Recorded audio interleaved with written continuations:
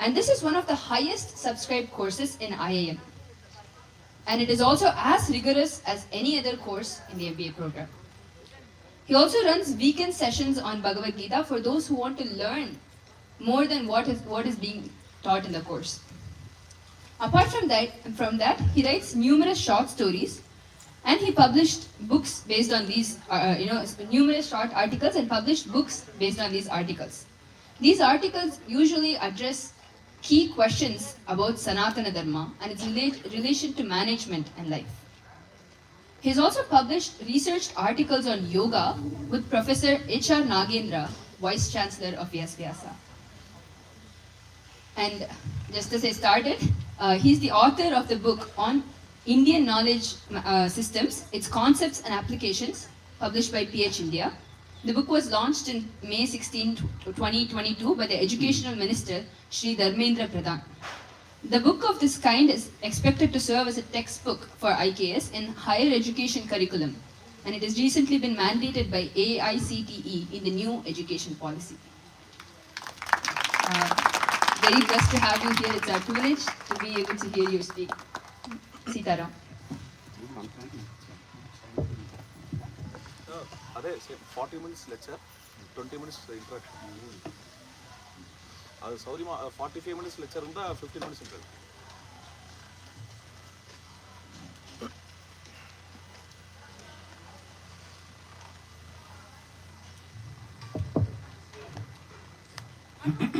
Om Vagartha Viva Sampraktau Vagartha Pratipattaye Jagata Pitaro Vande Parvati Parameshwaro Vasudeva Sutam Devam Kamsachano Ramardanam Devaki Paramanandam Krishnam Vande Jagadgurum Sada Shiva Samarambham Shankaracharya Madhyamam Asmadacharya Paryantam Vande Guru Paramparam Hari Om.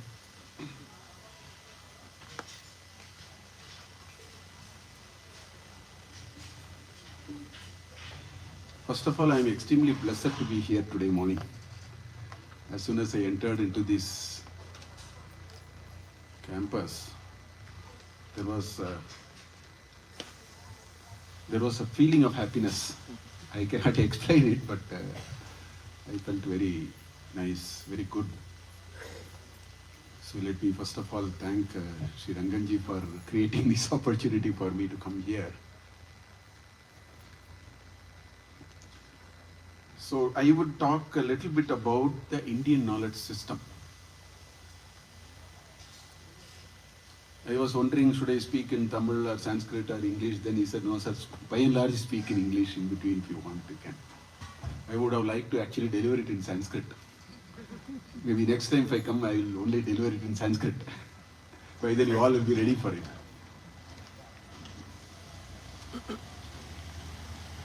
So it is a very strange anubhava for all of us, that we have to make extraordinary effort to understand Indian knowledge system in a formal sense. In our day-to-day life, we do practice, we do experience Indian knowledge, but in a very formal sense, it is not part of our education system at all, so far. This is I do not know what to speak of it.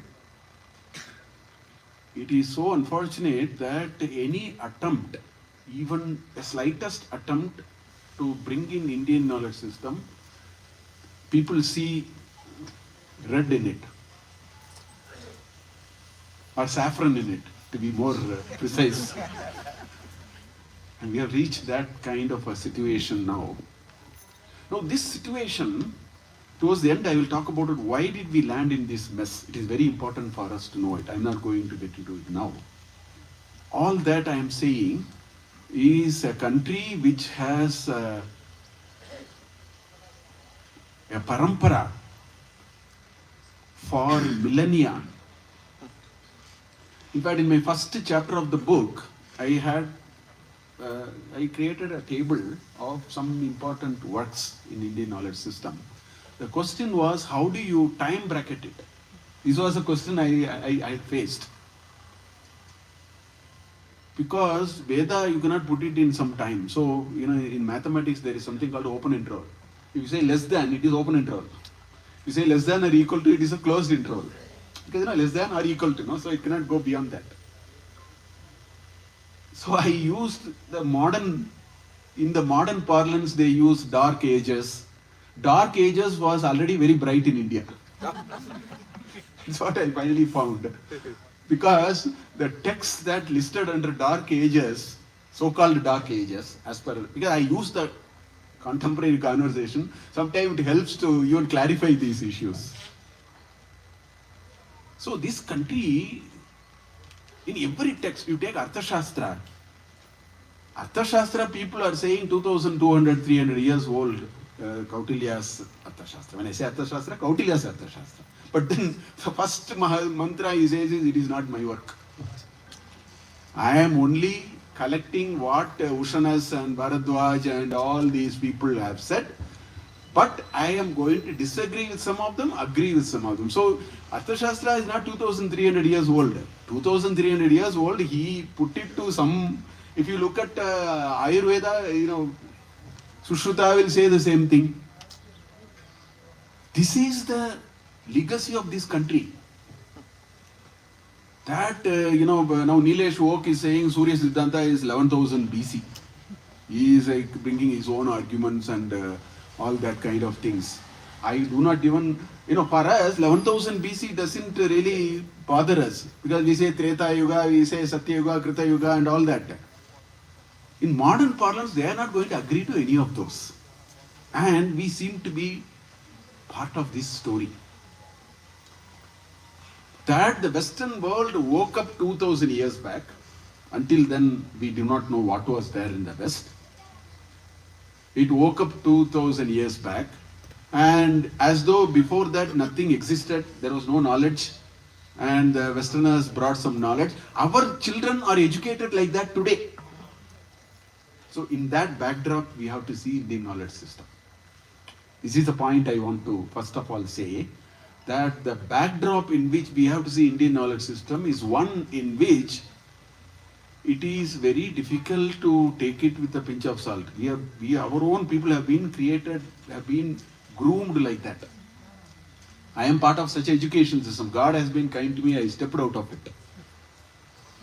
It's some samskara, because of which I was able to step out of it and then see it with the help of a few gurus. I was able to see through it a little bit. So the current establishment, the central government is very serious to bring it back. There is a very vibrant attempt called Department of Indian Knowledge System, which we created in 2019. I was one of the founding member of that 5-member team which created under MHRD what is called Indian Knowledge Systems, and I am seeing that it is not going to be that easy. We are doing upstream swimming. Idopi kinchit kalam avashyakam. But it is okay. As my only worry is we should not be traveling on the wrong road. If you are traveling on the right road, even if you pass for some time, walk slowly, I am okay. So we have now gone from the wrong road to the right road now. So that gives me a sense of comfort. So with this background, I have to use, because there are some photos and figures I cannot explain. It's better I show it. Indian knowledge system is living. It is not something dead or something which is non-existent or anything of that kind. These are all living traditions, but we never bothered to bring it to our attention of our own people, youngsters, and make them see through the value of it, do some research in it. All that is going to happen in the next 15 years. The youngsters are going to pick it up in a big way. I may not be able to do it. Maybe we are all doing it in our own limited sense, but it will happen in a big way. So let me just start. I do not know how many of you can recognize this. This is one of the biggest temple in Tirunelveli district, called Nellayappar. This is a photo from Nellayappar temple. So I was born in that district. Sengote is my place of birth. 15 years I lived there. That was the biggest blessing I had. I never went to a big city until I came to IIM Bangalore. I never knew big cities. Or I came to Chennai for a PhD and all that, IIT and so on. This temple has several Vaisishtya. There are very special things about this. What I am showing here, this is the only temple. Even today you can go and then tap all these pillars and see 7 notes of music. It's a musical pillar. In Madurai temple it is there. They have, when I was a child, because my native is Madurai, we used to go and tap. Now they have actually put, in the South Adi Vidi, musical pillars are like irukku. They have now enclosed it because Madurai number of people visiting is very high. They keep tapping this pillar, it will all break. Tirunelveli still it is possible. So this is built 1,500 years back. 1,500 years back, this temple was built by Nindrasir Nedumaran, a Pandya king. And musical pillars are very common. If you want to know science, engineering, technology, do Kshetratana. You have to just visit temples. Temple was everything. I am telling you seriously. Temple was everything. If you want to know science, engineering, technology, go to temples.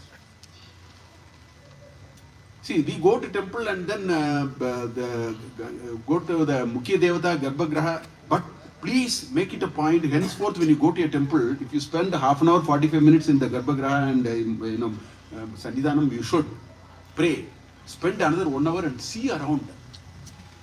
You will find the best facets of science and engineering technology conceived 1,500 years back at least. The first thing is, building this temple is impossible. Granite is the hardest known material for mankind.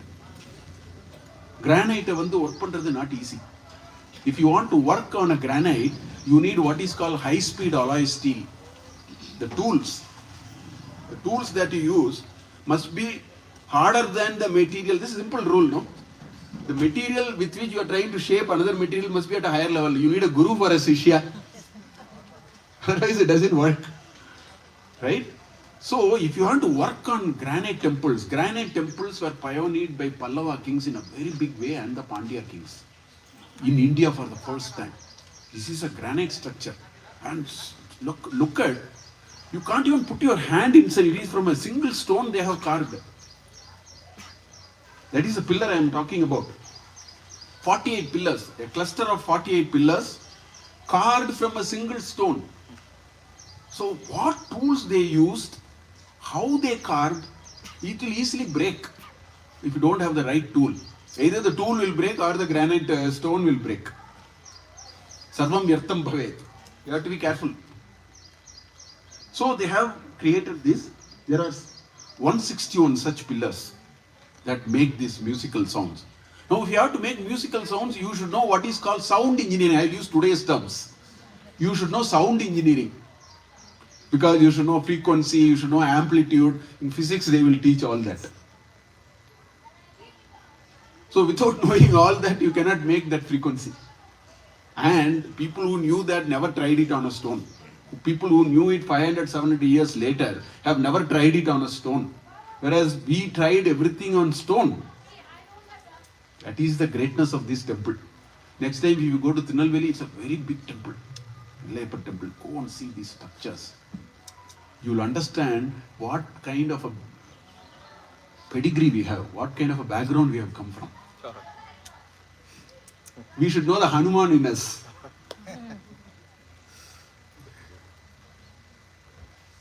So when you tap one pillar, because they are all closely held pillars with a little cap, surrounding pillars will vibrate because the sound travels. You should go and try it. You will really appreciate what I am saying. This is the heights of engineering in 700 BC, 700 AD, if you want. Which civilization was able to even think about this? We have been able to not think, make it happen. Everybody who is a very famous pillar in Qutub Minar. This was shifted to Qutub Minar in 300 AD. It was not in Qutub Minar. It was in somewhere in Orissa. They knocked it off and then took it there. Assuming it was there, doesn't matter. It is in open sky. It has weathered for the last around 2000 years. No rust.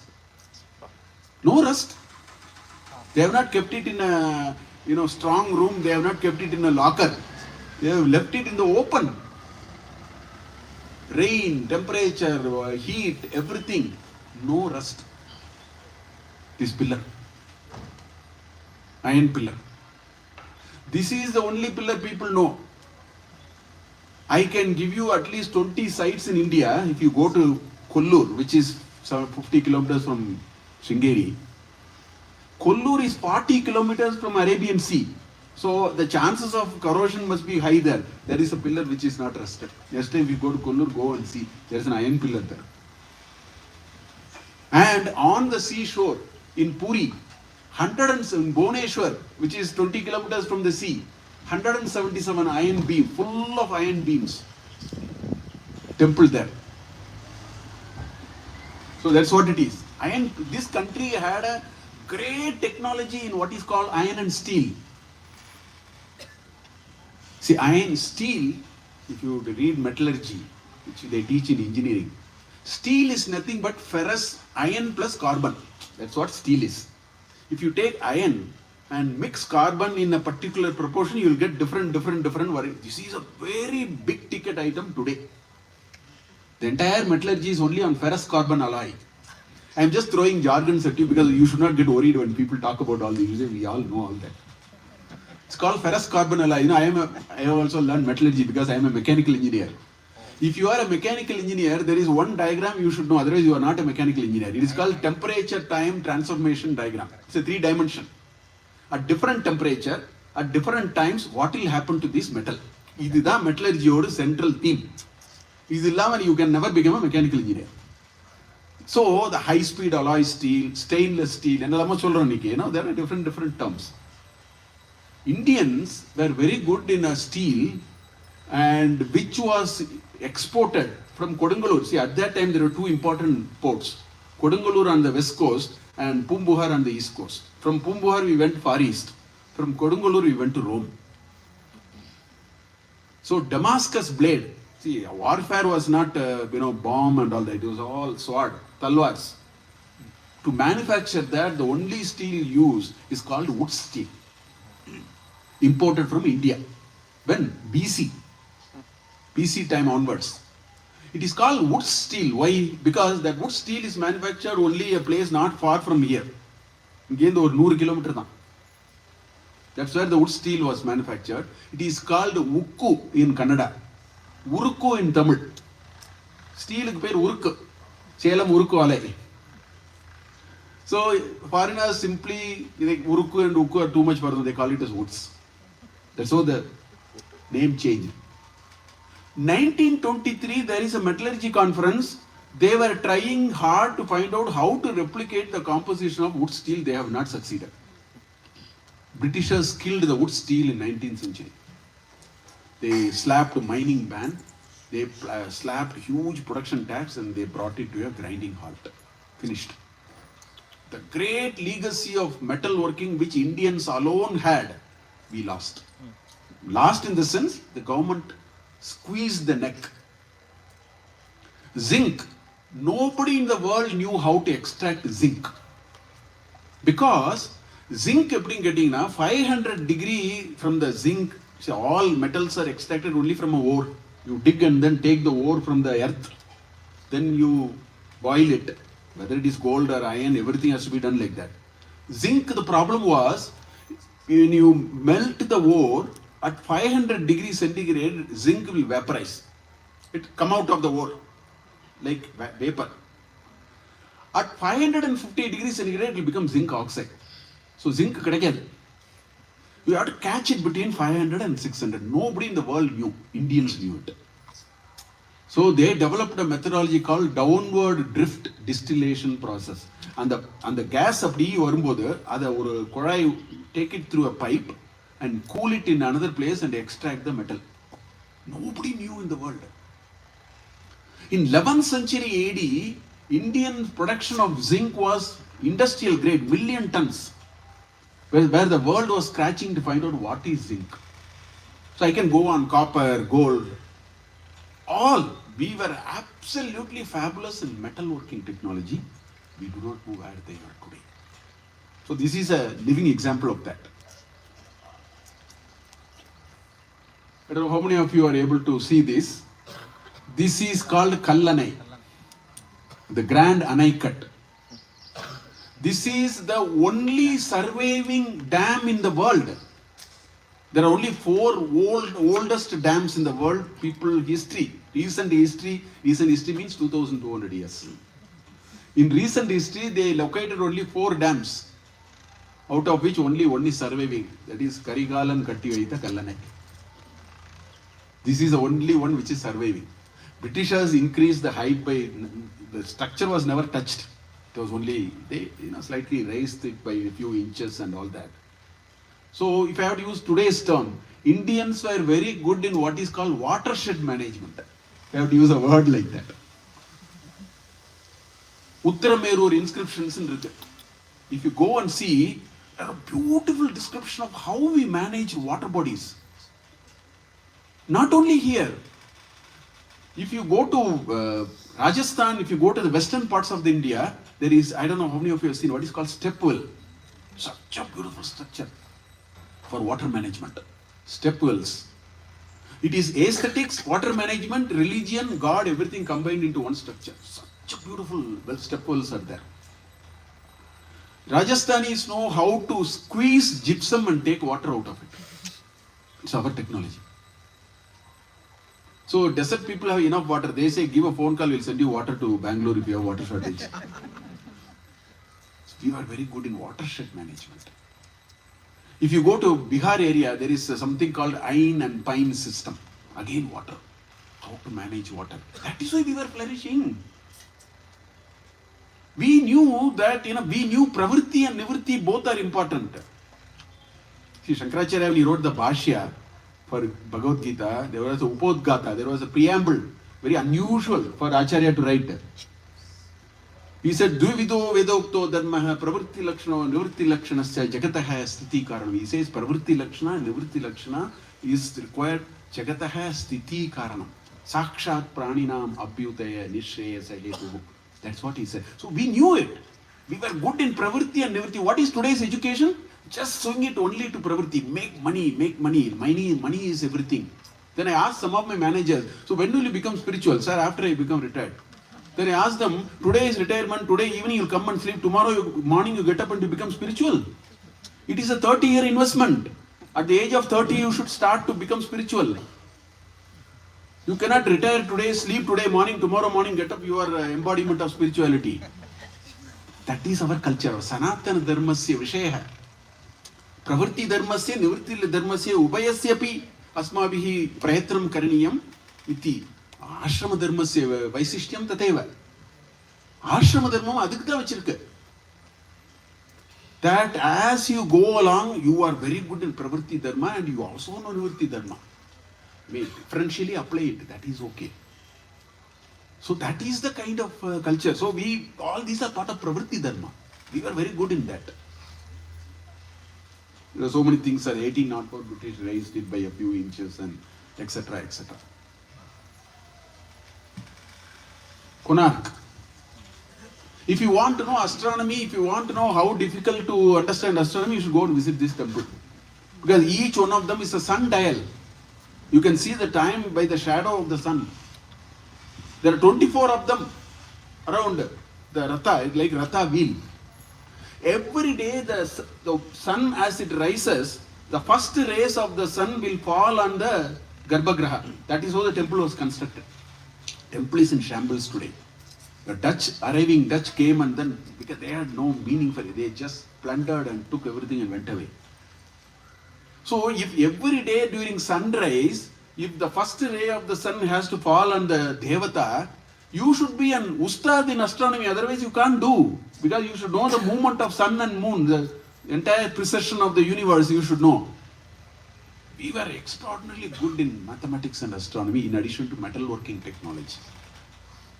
I mean, I'm not talking about Vedanta, I'm not talking about philosophy, I'm not going to do that. I don't have to do it, you have enough of that.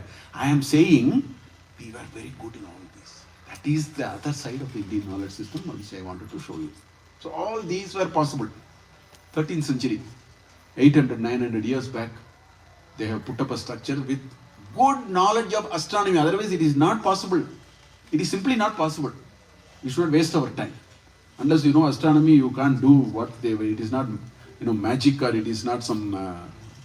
You have to know properly how the movement of the sun, Uttarayana, Dakshinayana, everything we should know. Only then the sun ray can fall on the presiding deity first, every day morning. That is this temple. Etat ekameva udaharanam.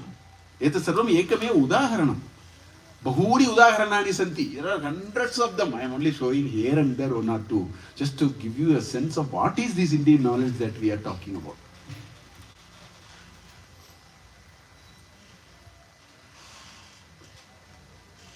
This can be what is called a Panchaloha. Panchaloha means there are 5 metals. So Indians know how to even mix 5 metals, not one metal. Right? Gold, silver, copper, right? Lead, iron. You can mix all that. Panchaloha idols. And what do we read today? Every day we read either the idols are smuggled out of India, or with great difficulty we bring it back. This is all we are reading. Do you want to have a culture which is only reading these things? You Kumbhavanathu poningna inniki idu pannittu irukka. It's a trade which is dropping, unfortunately. No, there are very interesting trades in this country. Aranmula nu oru idam irukku near Pandalam, Sabarimalai munnadi. Parsarathi Kovil, there is a very beautiful Parsarathi Kovil in Aranmula. If you go there, they will give you a mirror. It's very famous in Aranmula. The mirror is made of metal. It is not the mirror in the usual mirror. It is made of metal. The metal is polished in such a level that it is a mirror. Each mirror will weigh some 10-20 kgs. Even a small mirror, it is metal, solid metal. That trade is going on. That's not easy to do. With the current set of 30,000 RPM, 50,000 revolution per minute machines, they cannot make that polish. The process is different there. So I can give many such examples regionally. So these Panchaloha idols, manufacturing of these Panchaloha idols is available in, it is called Madhuchishta Vidhanam. Madhu Uchishta Vidhanam. Vishnu, it is there in Vishnu Dharmottara Purana. Very nicely written. How do you, Uchishta is left out. Madhu is honey. So in 17th century, Westerners found this process. It's called last wax, there's some French term, Pierre Day, some process. What is that? Madhuchishta Vidhana. How do you create the mold which gives such sharp objects? I mean, look at the features of these idols. These are all the courtesy Chola kings. 7th century AD to 11th century AD, you will find that we were at the pinnacle of making such dolls. Today we are only busy smuggling it out or bringing it back. If you want to do it, you should know metallurgy again. You should know how properties of metals, what proportion you should mix. Mysore Pak panna mudiyala ella oondirradhu katti. You can't even make one halwa or one Mysore Pak. You are talking of mixing 5 metals in some proportion. It's not easy. That's why I am giving that example. It's not easy. Don't think it is easy. If you don't get the right combination, the metal will not set. It will go like this broken Mysore Pak. That is the point I am making. So they are very good in metallurgy. Right? The process they adopted to make such sharp features, absolutely fabulous. Varaha Mihira in the 5th century AD has what is called Brihat Samhita, which is more or less like an encyclopedia. Somebody can read Brihat Samhita alone. You get astronomy, you get. In Brihat Samhita, there are 5. So this is iconography. I am talking about iconography now. In Brihat Samhita, he has given 5 models humanoid. 5 models for male and 5 models for female. What do I mean by that? What is the ratio of this to this? What is the ratio of this to this? What is the ratio of upper limb to lower limb? I do not know why these textile manufacturers are not reading it. Ready-mades can be made much better. Is it not? All iconographic texts, Samarangana Sutradhara, or whether it is Mayamatam, they will go to Brihat Samhita and take those 5 models. So Indians were very deep in observation. Otherwise, that's why we were good in astronomy. We were very keen observers. We were hugely scientific. We are not blind for thinking and all that. Westerners have told us in the last 200 years, and we are all learning it in our classes. So we are all told that we are all blind, faith, and people use the word blind faith. I tell them, don't use blind faith. Faith is always blind. Don't unnecessarily use the word blind. Faith means proof is strictly unnecessary. Sanatana Dharmasya Mukhya Adharaha Pramana is Shraddha. Shraddha is not equal to faith. You cannot do it like that. I'm just saying. Okay? So this, again, we were very good. Madhukchishta Vidhanam. I taught it in Chinmaya University. And where did I take this from? From a Department of Mathematics in one university in Canada. Paudayana Sulba Sutra. How do you, the question is, how do you make any shape? Here it is a construction for square. How do you make any shape with what? You have only a stick and a thread. That's all you have. One stamba is there, one raju is there. That's all you have. How do you make complex shapes? And when you tie a thread to a stick, you can only generate a circle. If you take the thread around the stick, what will happen? Only you will get a circle. So Indians know to use only circle and generate any shape. It is called cyclical geometry in today's terms. Cyclical geometry. Indians are very good. All our Sulba Sutras, Katyayana Sulba Sutra, Bodhayana Sulba Sutra. This is actually there's a shloka from Bodhayana Sulba Sutra, with which I used to give the shloka and say first part talks about step 1, step 2, like that. I used to construct this to my students. Just to tell them, don't think Indians didn't know any mathematics. As an example, I used to show this. So just with the pole anchored on the ground. Why? Because we had 77 different Vedis. Our altar that we made, there were 77 varieties. Kurma was there. Senachiti is very famous. Falcon, flying kite. There is one in Uttarakhand even today. I took a photo and put it in my book, 2,300 years old. It's in a very bad shape, but you are still able to see the Senachiti. And there are many Senachitis I see around. Now, to make a Senachiti is not easy.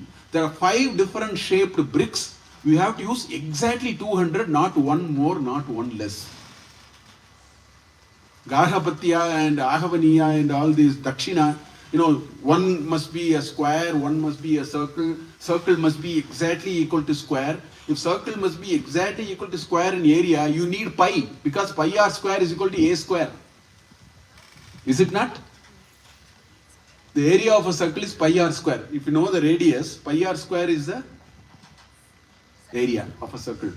Square, if one side is a, the area of a square is a square, is the elementary 3rd standard, 4th standard geometry. But if both of them should be of the same area, which is what these Vedis are all about, you have Dakshina, Agni, Garhapatya and Ahavaniya and all that, and then you have Dashapurna in between and so on. Now you know pi, you should know pi. Indians had some 22 different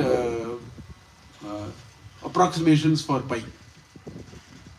Chaturadikam Sadamashta Gunam 62,832 by 20,000, there is one. There is one Madhavacharya, 11 digits. In fact, the highest pi is called an irrational number. Irrational number means decimals can keep on, it will never stop.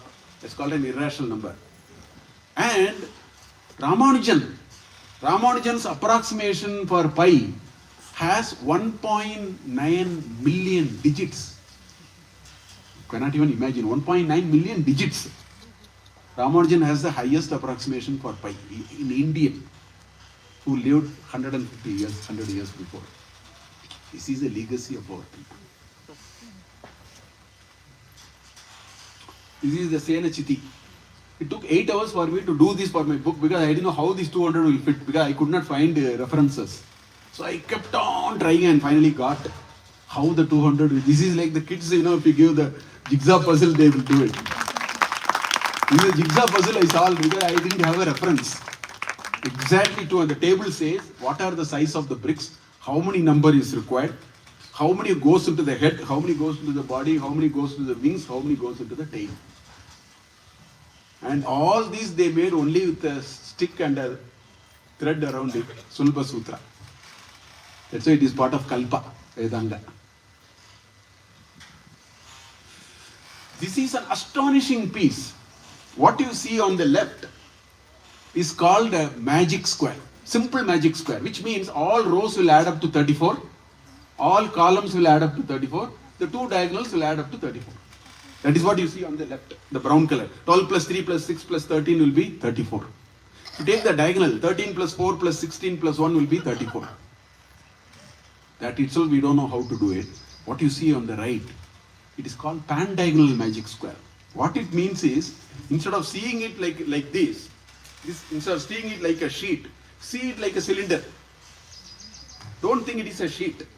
Think it can be rolled. If you roll it, the diagonal for 13, 16, 4 will be 1. Because if you roll it, the next number will come there on that side.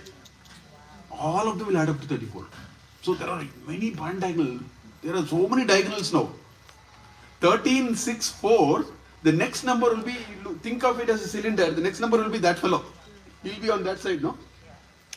That will also add up to 34. So not only columns add up 34, rows add up 34, main diagonal adds up 34, any number of diagonals can be constructed. And all of them add to 34. This is called pan-diagonal magic square. Indians solved it 2200 years back. And Narayana Pandita, in 1495 or 1395, I think, Narayana Pandita actually gave a proof. He didn't give a proof, he didn't tell the proof. He said for this 4 by 4, see this is, if you see, this has a number from 1 to 16. The 1 to 16 is arranged in some format here. If you want to arrange a number 1 to 16 in a 4 by 4 matrix and create a pan-diagonal magic square, he said there are 383 such possibilities. In 1495 he said. 1920, the Western mathematicians, one fellow came and said, I think there are only 20 such possibilities. Then 8 years later they said 383, exactly what Narayana Pandita said. And he gave a construction algorithm, Turaga Gati. It's like a horse ride. That algorithm is called Turaga Gati. And what to speak of this country's knowledge? None of us know it. Because this will not be taught. This will not be taught in any of the subjects here. So we need to teach. We need to teach all these because only then we get inspired, we'll dip into it and use it and come. You may ask, sir, I am a professor of management. We ask, what is the use of this? Do you know what is the use of this?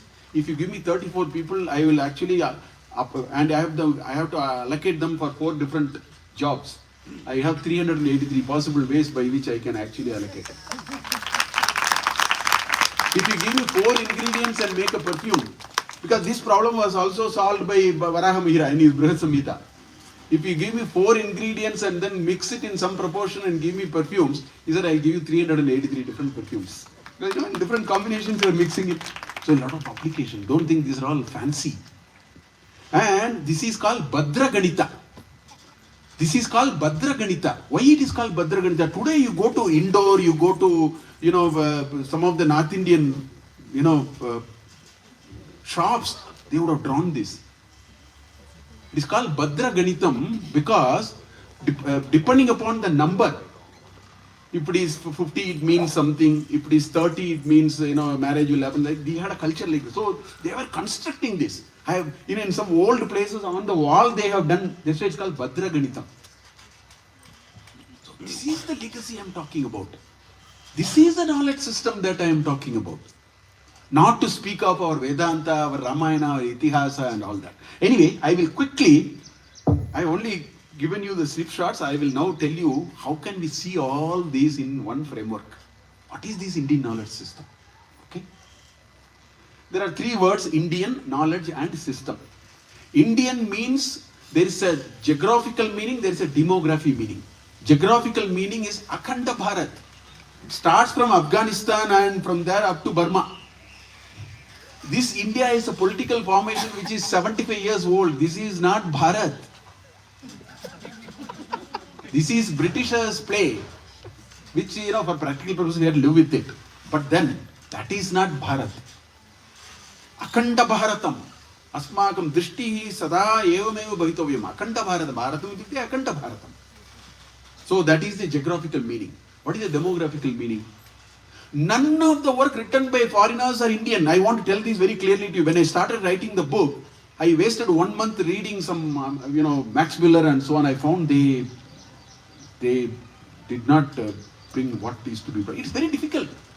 This culture only we know. So the definition is those who are born here, lived here, they are part of this Samskriti. No, in that context, some foreigners are also part of it. There is one lady by name, she came to Calcutta University, 12 varsham. Her book on Hindu temple is the reference. I don't think anybody can write. Her book on Vishnu Dharmottara Purana is the reference. She was part of this culture. She was part of this culture. So, there is a meaning of what is Indian. Indian is those who have lived through the samskara. In my book, I have given a quote from a Dutch famous philosopher called Calendar. Shatapatha Brahmana, he has actually given a translation. This translation goes like this. The earth is separated from heavenly bodies by stacking 1,000 cows one over the Uttaradara Shata Gavaha, Sahasra Gavaha, one mantra is that.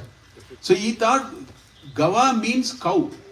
He has to go to what is called in one of the Vedanga, is a dictionary for Veda. Nigattu. There are 38 meanings for go. He didn't know that.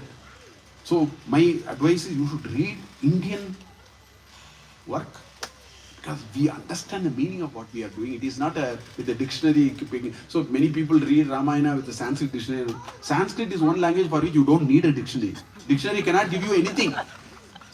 Tasya upayoga eva nasti. If you know the basic structure, that is enough. Like that, anyway. Knowledge comes out of deep thinking, observation, validation. Asmakam purvajaihi sada evameva kritam. They were always doing only this. Keen observers, validating, verifying it, testing it out. That is called knowledge. It can be oral, it can be also formal, informal. Lipi avashyakam iti na. यदि लिपि अस्ति तस्य किंचित लिखित्वा स्थापितुम् अवकाशः लभ्यते. We don't have to necessarily have everything in a written form. Okay? System, we have a lot of methods. There is a Chaturdasha Vidyasthana. There are different nice methodological frameworks to classify the system. I will only show one quick classification. Literary and non-literary. In literary, you can say Sanatana Dharma and other dharmic traditions. Core and other. Okay? Regional. As much as you have in Sanskrit, you have in all Indian languages. Right? You have Kamba-Ramayanam. Ramayanam is available in so many. For example, Ramcharitamanas is there. So, for everything that you find in the core literature which is in Sanskrit, you have found that the regional languages have improvised it, retold it, told it in a context which is much more understandable for them. Mula uddeshasya parivartanam kadapi na bhavati. What is to be conveyed is always conveyed. But then the way it is conveyed, so the regional literature is much bigger than this literature. All these. So you have Chaturdasha Vidyasthana, in which you have Veda, Vedanga, Dharma Shastras, Itihasa, you have Shat Darshanas, Ityadikam, Vishnu Purane etasya vivaranam vartate. Katam etad bhavati. 14 or 18 part classification is all those is there. There is a very rich, I showed only the other part of it. You name, dyes and chemicals. We have what is called Vajra Lepa, again Brihad Samhita. How to prepare a wall, that is why after 2500 years they are not fading. Why is that not fading? Because how do you prepare the surface? Vajra Lepa, there is a formula to prepare a surface before you paint. You have thought about it. So I went to a Sigiriya fort in Sri Lanka, that is also not fading. Because they are using this methodology only, they were a part of us anyway.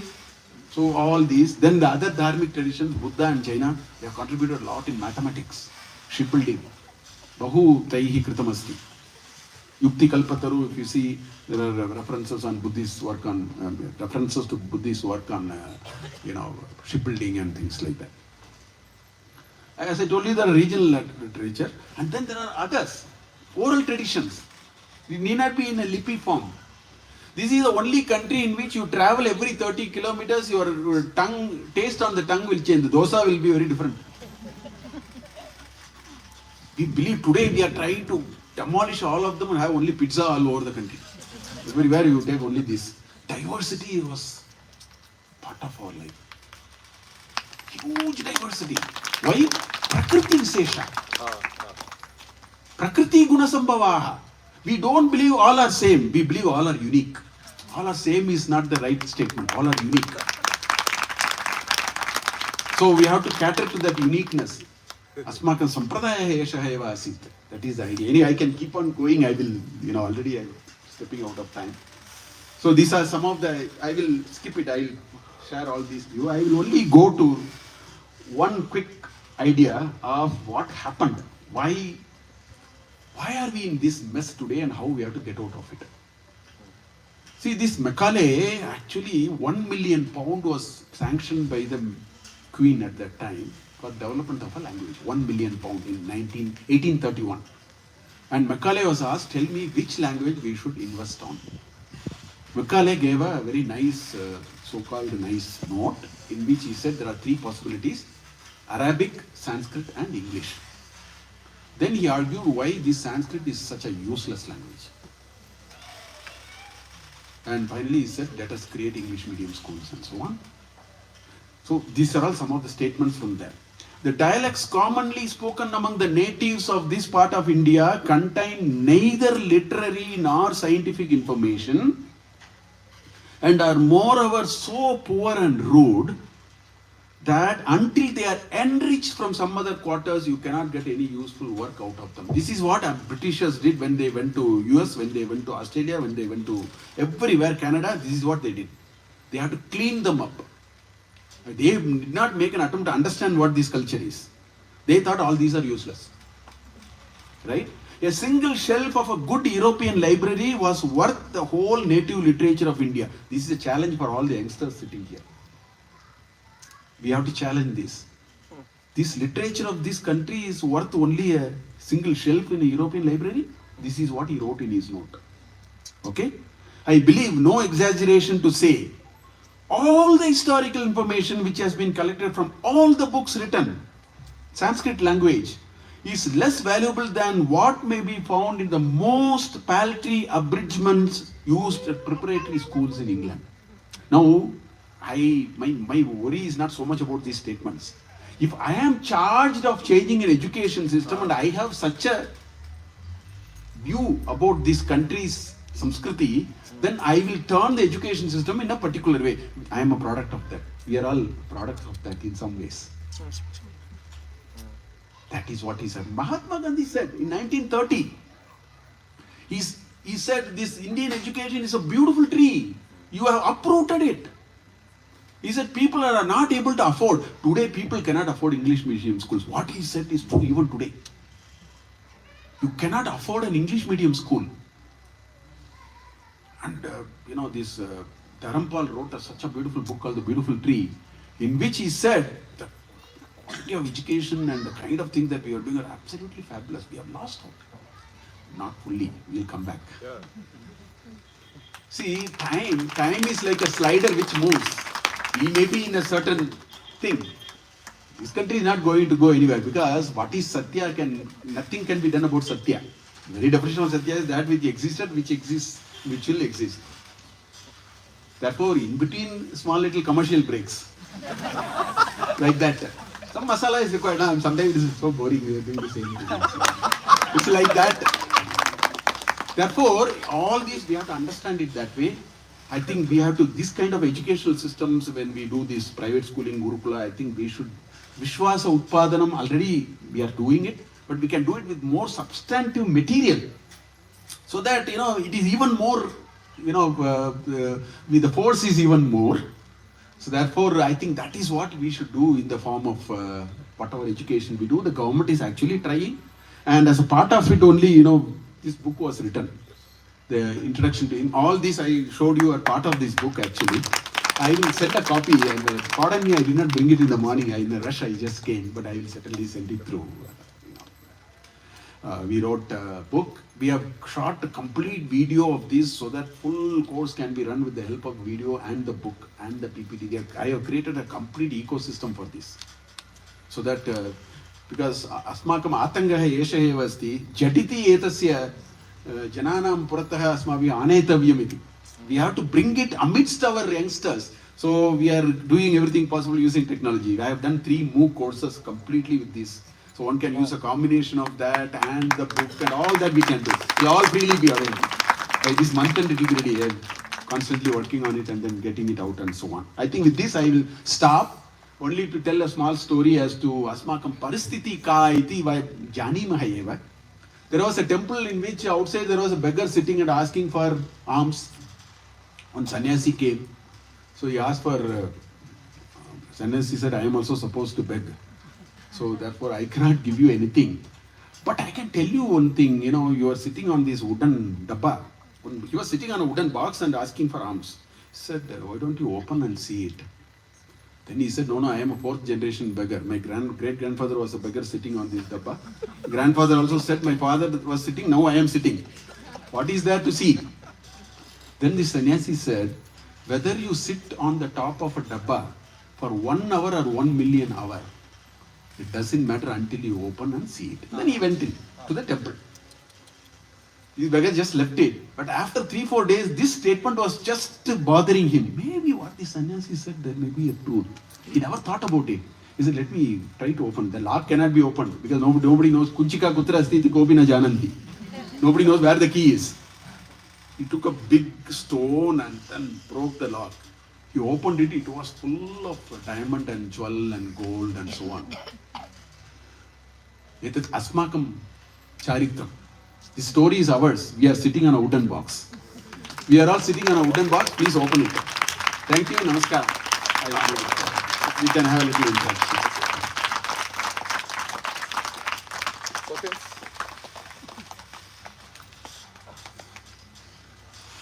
Namaskar. Mic. Yeah, Atta.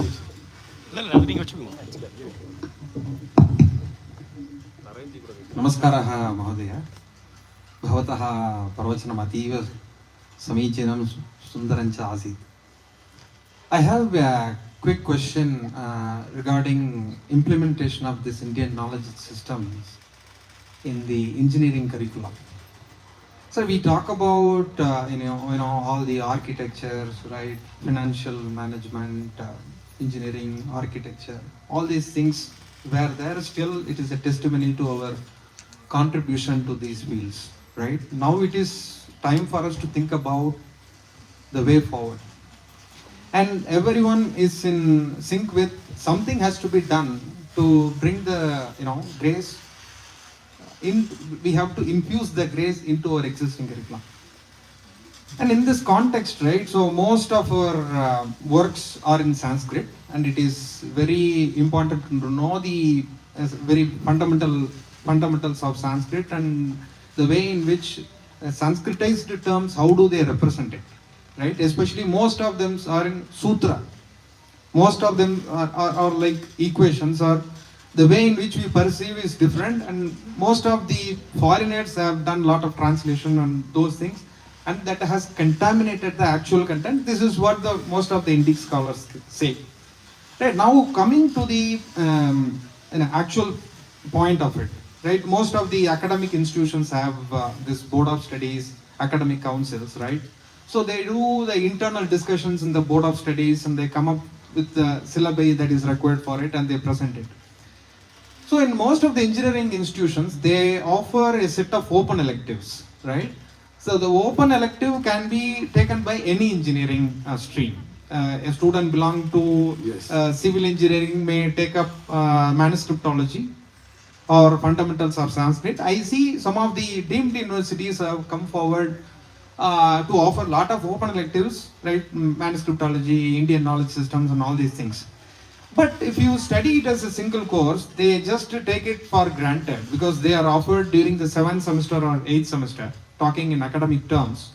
And once the course gets over, they are disconnected from that, right? So it is also important to instill the knowledge from the beginning of the engineering stream, So what kind of actions we have to take, right? So especially we have come up with a lot of books on those topics as well, and step by step progress, right? If you, I'm thinking about the massive. So I'll come to it. I think I got a sense of what you're asking. Yeah. I think the most important thing that we need to understand is what we are trying to do today by all that you have said are all via media.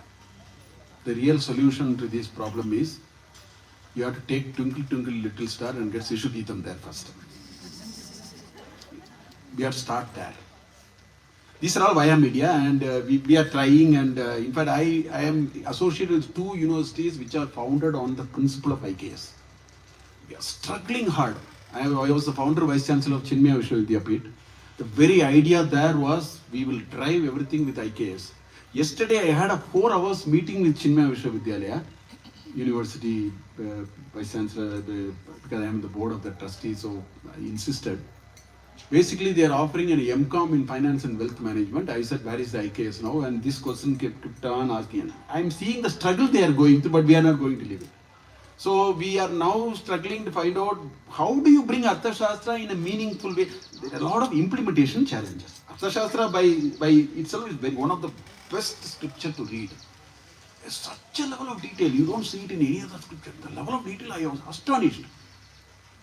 Even how much salary to be given, what punishment. Your books of accounts must be given on Ashada Purnima. You have to present your books of accounts, that level of detail. And if you don't present, what is the fine for it, what is the punishment? When you accounts are being examined, who are all should be in the room, that level. Yet we don't know how to actually bring it, because the problem is you need people to teach it, which are very, very difficult. So what will happen is, initially, it will look as though it is a lip service, and Shraddha, that much will not be there. As you say, it will be in the 7th semester, one has to do it. But that is how it will start. We should not feel uncomfortable about it. But we have to ride 2 more horses. First thing is, we have to start from the school. Fortunately, the government of India has now a massive revision of their national curriculum framework. Completely, their CBSE is a very big thing. So in this, they have 26 groups working. I head the group for the country on knowledge of India. As I am the chair of that committee. Even there, I will tell you, we have written a 66-page, enormous thinking in 6 months. We have written a 66-page how knowledge of India has to be. Rootedness is our keyword. As we have given that position paper, we know what are the challenges in implementing it. It's not going to be easy. That we will have to try. So what I am saying, for the next 15 years, it will all look a little khichdi. It will not look very, the way we should not have any discomfort on that. This is point number 1. So you should introduce courses in higher education which may not go very well, but at least the familiarity will start eating people and so on. Out of 50 in a class, if 2 students are sold on it, I consider it as a success now. That's all I need. In 50 students, that's what all venture capitalists do. They bet on 50 horses, 1 horse take everything back for them. This is what venture capitalists do. So that is one. Second thing that we'll do is we will encourage heavily on PhD and master's thesis and so on, because that is where you can experiment. Finally, your recommendation may be great, may not be great, but then more and more we create, then we'll create an ecosystem. Third is we have to operate at a schooling level. The government of India is into all the 3. So we should keep doing it, and we should keep moving forward. It is a massive upstream swimming. Let's not go away from it. Let's get into it. And knowing fully well, first 5 years may not be. I'm personally working only with that, and I'm not seeing it. Sometimes, no, we'll have to keep going. Let's keep going. Asmakam kartavyam, yet karanyam I am kurma. Dhanyawad. Left, we will leave it. Dhanyawad.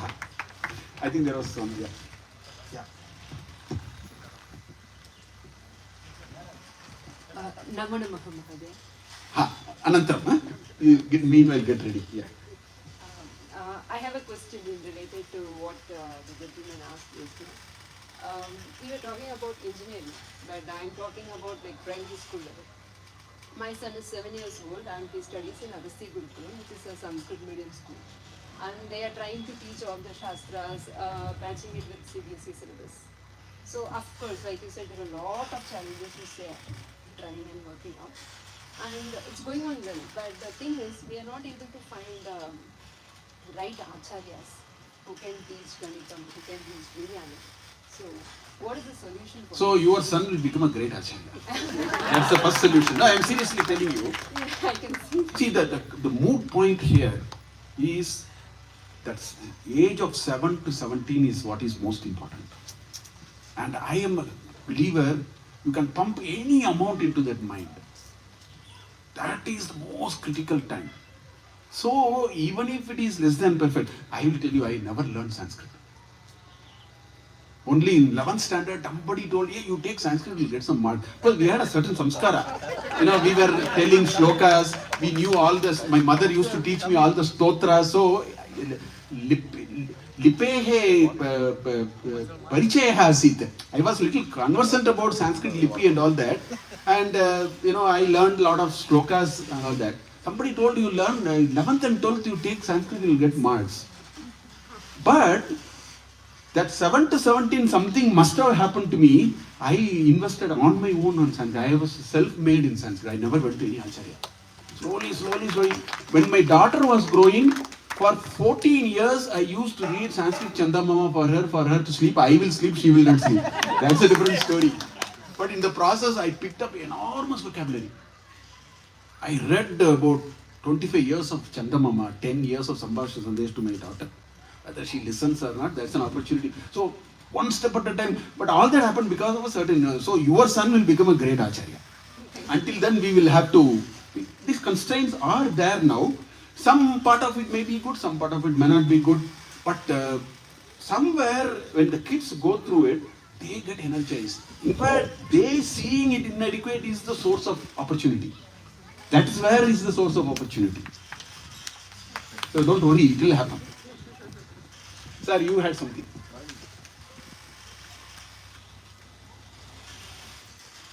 Can come.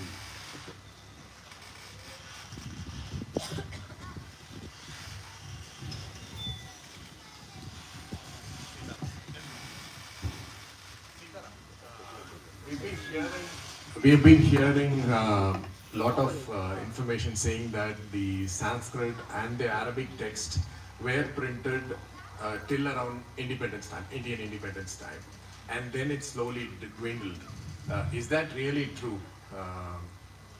We know we have been in a cultural renaissance from 2014 onward, but is that really true that I just want to have a correlation between printing of the Indian texts and the truthfulness in the court. For example, Periyanna used to say that people will not even go to the court and say utter a lie there.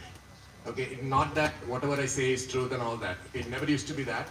So is there a correlation between printing of the text and that going to the masses and the truthfulness, and that stopped, and then the court is now like that? You know how a lawyer speaks, right? You can have your client, it can be completely a false case and you can do that. So is that something, there is a correlation? Yeah, there is, certainly there is. See, but it is much more deeper than that. I used to think about it. See, what is the cardinal principle of Sanatana Dharma? The cardinal principle of Sanatana Dharma is karma. Karma theory is so important to us. On the other hand, an average Indian, I'm not talking about foreigner, an average Indian, you think about it, because I have thought about it many number of times. An average Indian strongly believes in one Janma. Every action we take is only because of that. That is because these texts are receded, the alternative texts are telling something else to us. You look at how we do Vyavahara here, we don't think about the karma. We think it is one opportunity.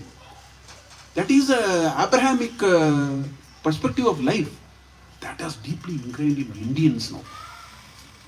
Think about how do you approach a problem. Why you go after money? In fact, if you have one Janma, there are many things you have to do. That's what we are doing today. If you have one Janma. If you believe in karma, our complete position will change. We will have a much larger view. And, it doesn't need too much complex argument. You go to a village fair. அங்கே பார்த்தேன்னா அங்கே ஒரு அந்த soap கண்ணாடி சீப்பெல்லாம் வச்சுட்டு 3 ring கொடு, அவனே 3 chance கொடுக்குறான். 3 ரிங்கு 10 ரூபாய்க்கு. நீங்கள் முதல்ல அப்படி போட்டு பார்க்குறீங்க, போகிறது இல்லை. Second time when you try, more or less hit it. Third time, if you take a soap, you need 3 opportunities. To evolve, you need 3 million opportunities. Don't you think? How can you say one chance? But then, we don't think about it. I am finding all Indians, well-meaning people, well-educated, so-called well-educated in the current Macaulay education and so on. We are living a life of a belief of one Janma. You change that, our complete practices will change. For example, I have given money to people they have never given to me. I have no discomfort because I know karma is working. Whereas today we are worried because before I die I have to get back with interest and all that. I have no belief like that now. I know that interest grows at a phenomenal rate. As an example, I am telling you what I am seeing, that has made a difference, and that difference is because the texts and the work which were emphasizing, all of them were receded, and they were not only they receded, they were replaced by an alternative text which told something else.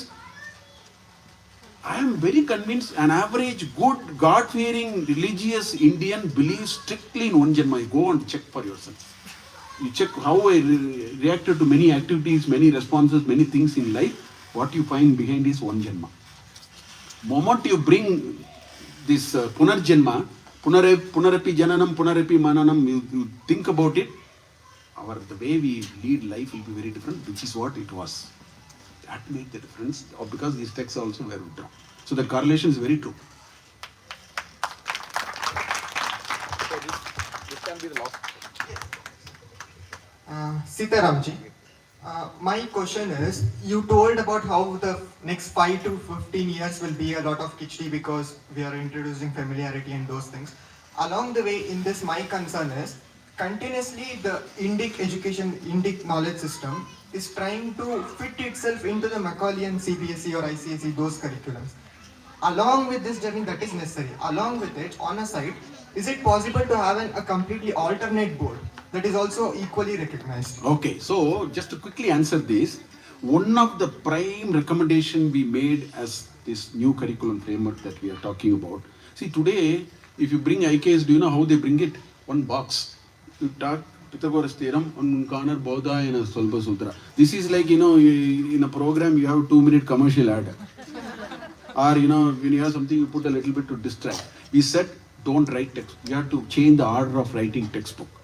We are saying, it is not this is better than that, that also is not required. We don't need any of those. You say you want to introduce a concept, our argument is, go into the Indian traditions and see whether you will be able to actually argue and bring that concept so well. Bring it. For the sake of continuity, put the Pythagoras on the box. Instead of putting Bodhayana Sulpa Sutra in the box, put the Pythagoras on the box wherever it is. You just reverse the whole trend. In other words, what we said was, you have a clean slate approach, because that's the only way we said rootedness in India will happen. You clean slate, you ask, this is a concept I have to introduce. Can we introduce? Probably we'll have much better examples to show, much better things to show. And then, if you want a little content, because global, all that we are talking. So therefore, a little bit of the other things also you say, so that they are also aware of how this is connected. This is the approach we are saying. Now again, I do not know how many people are capable of writing a book like that. It will all happen. Version 1 will not be good, version 2 will be slightly better.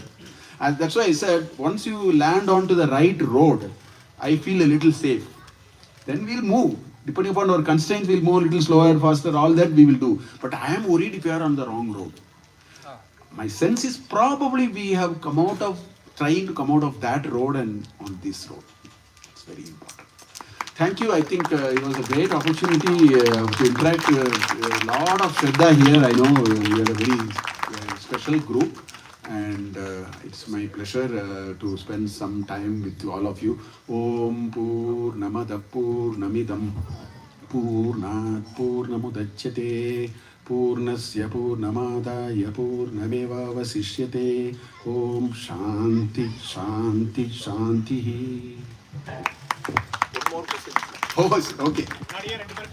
Sorry, parallel. Okay. Sitaram, just Yes. one question in 2 parts. Is there an equivalent of the software or the computer in the Indian knowledge system, which is ruling the world. Convert, how do we make I know you said, we should not look at material things, but how do we make a material success out of it? Yeah. In fact, see, the entire binary mathematics, which is at the core of computers, if you want the best of it, you should read what is called Pingala's Chandra Shastra. Okay? In my book, I have given algorithms. Suppose you have a 10-digit binary word. 10-digit binary word. 0, 0, 0, 1, 1, 1, 0, 0, 0, 0, 1. There are 512 such possibilities. 2 power 10 is 512. Pingala has an algorithm. You tell me the row. Tell me the row 378. I will tell you the binary strip. 0, 0, 0, 1, 1, 1, 0, 0, 1, 1, 1. Or you give me a binary strip. I will tell you in which row it is there. Stacking. Binary mathematics was fully exploited. How did he do it? He did not talk 0 and 1. He talked what is called, Lagu and Guru. Guru is equal to 0, Lagu equal to 1. If you put it completely, it transforms into a thing. Pascal's triangle, which we read, is that. This Yamata Rajabhana Salagam. Yamata Rajabhana Salagam is called De Bruyn cycle. Length 3. 1983, they found what is called De Bruyn cycle. That is Yamata Rajabhana Salagam, which is the Ashtaganas. Yagana, Magana, Ragana, that Yamata Rajabhana Salagam is actually De Bruyn cycle of length 3. All these are there at different places. So when you say, will it be useful? Well, today we are on the ring side. So there are 2 stages to answer some of the earlier questions also. There are 3 stages. First get to know what is there. Without knowing what is there, you don't even know what to do with that. So we have to spend 10 years without asking, only to know what is there. Then, moment I know, I will now start saying, how do I apply it? Can I use it? All that we can't do now because I am not at all equipped. That is the kind of thing that we will go through.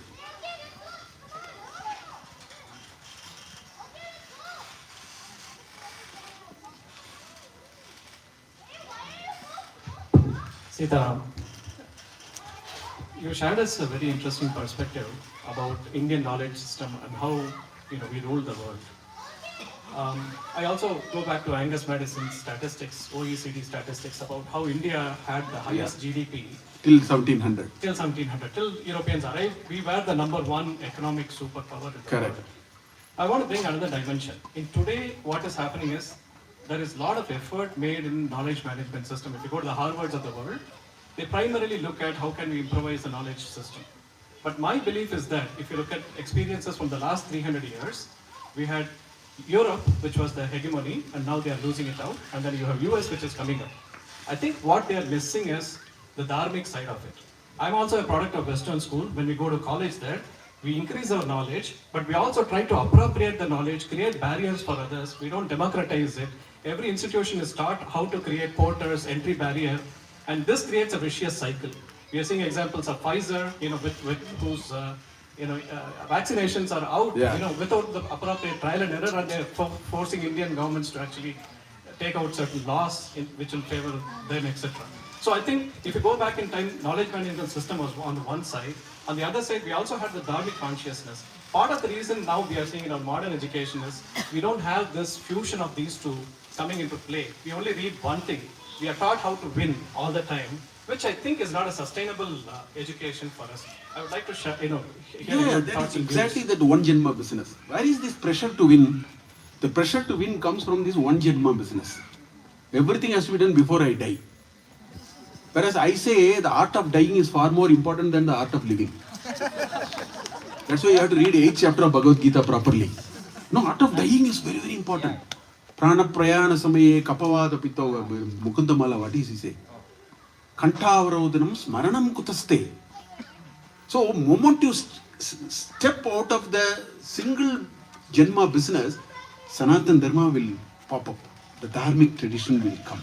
Now, I will give you a simple example. 3 years back or 4 years back, I went to one of my colleagues who is a good Sanskrit Pandit. I said, hey, why don't you teach me Vyakarana? I have learned, but I would like to properly go with you. And then I took about 2 years, twice a week I will go.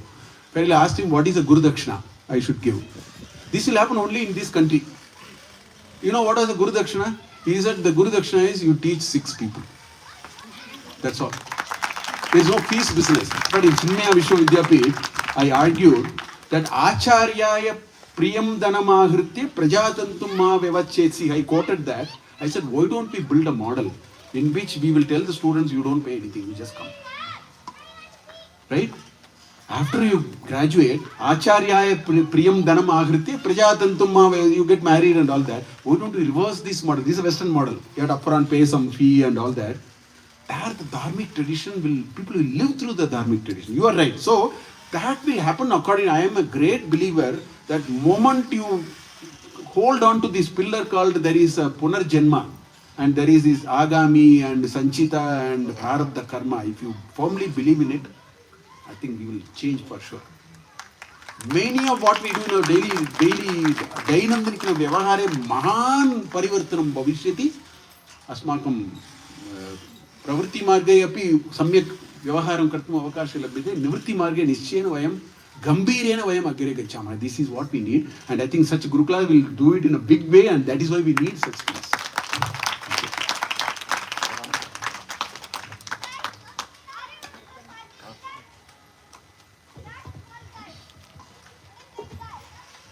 Sitaramji, so many questions will keep coming up about this topic. But like you said, the first step is to expose youngsters to this. And what you said about being energized, very, very true. I think all through the speech, I felt the energy. It's been a very exciting, very energizing morning because it has instilled a positive vision for what is going to come. I was in high school. I went to a proper school until 10th grade. And one thing that kept happening is I wasn't learning anything. I think a lot of us, we all feel we're not learning. We're coming out of schools dumb. And the very idea that the future can change in a drastic way like this, I think it's a very positive, very brilliant vision, something that we feel energized to involve ourselves in. Very privileged to hear this from you. Sitaram.